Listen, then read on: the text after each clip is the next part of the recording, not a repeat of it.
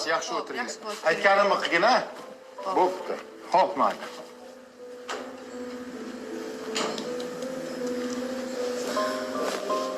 Xo'sh, kelin.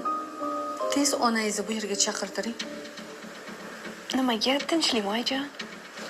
Sababini so'ramasdan tez chaqiring. Xo'p bo'ladi. Hozir.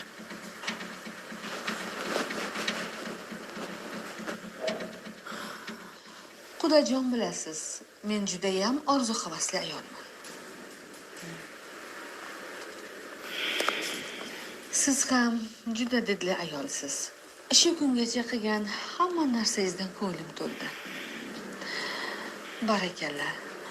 Rostdan ham quda bo'lsa bo'lguli ayolsiz. Rahmat. Qo'ldan kelgancha. O'tgan safar sovg'a qilgan atiringiz juda ham zo'r ekan. O'shandan yana bir bo'lsin. Xo'p. Yashang.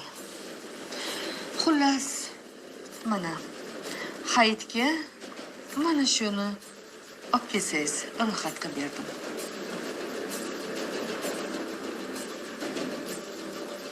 Jami 60 ta tog'ora hayitga jo'natasiz qizingizga.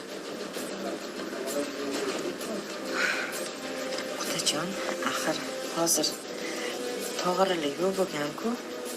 Xudojon, tog'orani o'rniga quti bo'lgan-u. 60 ta quti jo'natasiz, tamom.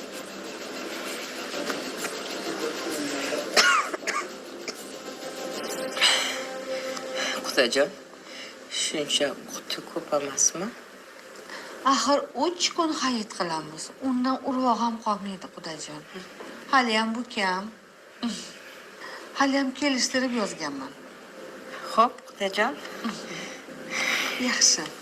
Hamma narsani eng zo'rlardan oling, Xudojon. Bilasiz, bitta yagona o'g'limga kelin olganman. Meni ham orzu havaslarim bor. Endi qo'ni-qo'shni, qarindoshlar degandek ko'rib uyat qilishmasin. Endi obro' bo'lsin deyman-da. Bu menga ham, sizga ham yaxshi-ku, to'g'rimi?